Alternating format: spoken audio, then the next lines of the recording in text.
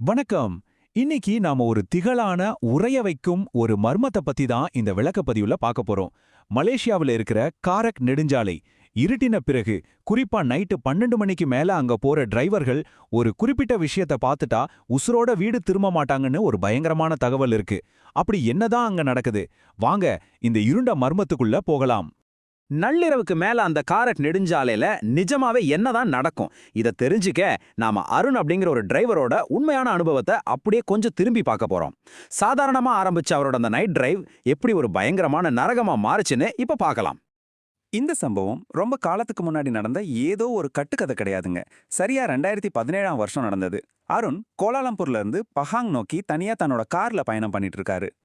அந்த நேரத்துல சூழ்நிலை எப்படி இருந்துச்சுன்னு கொஞ்சம் கற்பனை செஞ்சு பாருங்க. பேய் மழை கொட்டிட்டு இருக்கு. ரோடு முழுக்க ஒரே அடர்ந்த பனிமூட்டம். அப்படியே ஒரு ஹாலிவுட் ஹாரர் படத்துல வர்ற மாதிரி ஒரு செட்டப். ஆளரவமே இல்லாத ஒரு தனிமையான நெடுஞ்சாலை. காரோட ஹெட்லைட் வெளிச்சம் மட்டும்தான் ஒரே துணை. 2 பக்கமும் அடர்ந்த இருட்டான காடு. நேரம் சரியா நள்ளிரவு 1:47. இந்த ஒரு குறிப்பிட்ட நேரம்தான் எல்லாத்தையுமே தலையிட மாத்த போகுது. அந்த மயான அமைதியில, அந்த அடர்ந்த பனிமூட்டத்துக்கு நடுவுல அருண் சற்றும் எதிர்பார்க்காத ஒரு சம்பவம் நடக்குது.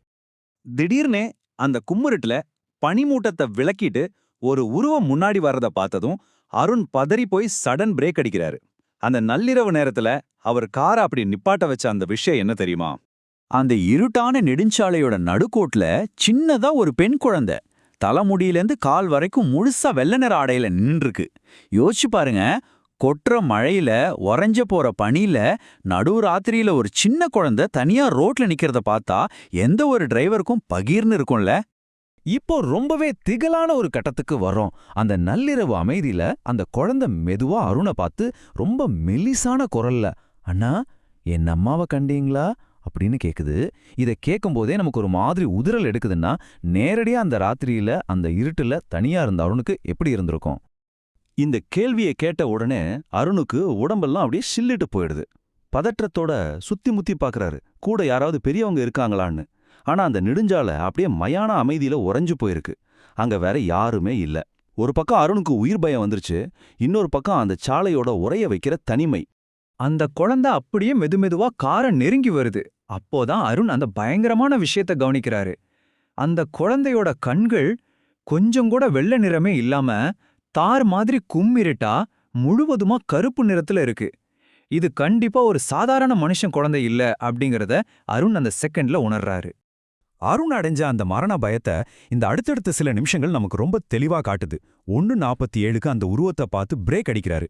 1:48க்கு அந்த குழந்தையோட கருப்பு கண்களை பார்த்து உறைஞ்சு போறாரு. அடுத்த 2 நிமிஷத்துல, அதாவது 1:50க்கு இனியும் இங்கிருந்தா அவ்வளோதான் முடிவு பண்ணி அக்சிலரேட்டரை முழு பலத்தோட அழுத்தி அங்கிருந்து வேகமா தப்பிக்க ட்ரை பண்றாரு. அப்பாடா, அந்த ஆபத்துல இருந்து தப்பிச்சிட்டோன்னு அவர் பெருமூச்சு விடுற நேரத்துல தான் அடுத்த பெரிய அதிர்ச்சியே காத்திருக்கு. அருண் காரை ரொம்ப வேகமா ஓட்டிட்டு போறாரு. ஆனா அந்த இருண்ட நெடுஞ்சாலையில அந்த மர்மம் அவரை அவ்வளோ சீக்கிரம் விட்டு விலகல. கார் அதிவேகமா போயிட்டு இருக்கும்போது அருண் பதற்றத்துல தன்னோட ரியர்வியூ மிரரை பார்க்கறாரு. அங்கதான் அந்த உச்சக்கட்ட பயங்கரம் தெரியுது. அதே கருப்பு கண்கள், அதே வெள்ளை உடை. அந்த குழந்தை இப்போ காரோட மேற்கூரை மேல உட்கார்ந்துகிட்டு அவரை அப்படியே வெறிச்சு பார்த்துட்டு இருக்கு. இதை விவரிக்கிற அந்த மூல தகவல்களை படிக்கும்போதே நமக்கு உண்மையிலேயே சிலிர்க்க வைக்குது. ஒரு வழியா அந்த பயத்திலேயே காரை முரட்டுத்தனமா ஓட்டிட்டு போய் நெடுஞ்சாலையில இருக்கிற ஒரு பெட்ரோல் பங்க்ல போய் காரை நிறுத்துறாரு. அங்க இருக்கிற காவலாளிய பார்த்ததும் பயத்துல நடுங்கிக்கிட்டே தனக்கு நடந்த எல்லாத்தையுமே ரொம்ப பதட்டத்தோட சொல்றாரு. ஒரு பாதுகாப்பான வெளிச்சத்துக்கே வந்த பிறகும் அருணோட நடுக்கம் கொஞ்சம் கூட குறையல. அருண் சொன்னதையெல்லாம் கேட்டதும் அந்த பெட்ரோல் பங்க் காவலாளியோட முகம் அப்படியே ரத்தமே இல்லாம வெளுத்து போயிடுது. ஏன்னா அந்த பகுதியில பலகாலமா மறைஞ்சிருக்கிற ஒரு சோகமான, அதே சமயம் பயங்கரமான ஒரு உண்மையா அந்த காவலாளி இப்ப அருண் கிட்ட சொல்ல போறாரு. அந்த காவலாளி சுத்தி முத்தி பார்த்துட்டு மெதுவா சொல்றாரு, நீங்க பார்த்த அந்த வெள்ளையுடை குழந்தை சரியா 10 வருஷத்துக்கு முன்னாடி இதே காரக் நெடுஞ்சாலையில நடந்த ஒரு கொடூரமான கார் விபத்துல இறந்து போன ஒரு குழந்தை அப்படின்னு. இந்த 10 வருஷம் உண்மையை தெரிஞ்சுக்கிட்ட பிறகு அருணோட மனநிலை எப்படி உறைஞ்சு போயிருக்கோன்னு கொஞ்சம் யோசிச்சு பாருங்க. இது ஏதோ அருணோட வெறும் மனப்பிரம இல்ல லைட் வெளிச்சத்துல ஏற்பட்ட ஒரு மாய கிடையாது. அதுக்கான மறுக்க முடியாத சான்று அங்கே இருந்துச்சு. அன்னைக்கு நைட்டு கொஞ்சம் தைரியத்தை வரவழைச்சுக்கிட்டு அருண் தன்னோட காரோட மேற்கூரையை செக் பண்ணி பார்க்கும்போது அங்க சின்ன சின்னதா கைரேகைகள் பதிஞ்சிருந்துச்சு. அதுவும் வெறும் கைரேகை இல்லைங்க, அத்தனையும் ரத்த கரைகளா மூலத்தரவுகள்ல பதிவாயிருக்கிற உண்மையிலே உறைய வைக்கிற ஒரு சான்று இது. இந்த ஆதாரங்கள் சான்றுகள் எல்லாத்தையும் வச்சு பார்க்கும்போது அந்த நள்ளிரவுல காரக் நெடுஞ்சாலையில அருணுக்கு நடந்தது வெறும் கற்பனை இல்லைன்னு ரொம்ப தெளிவா புரியுது.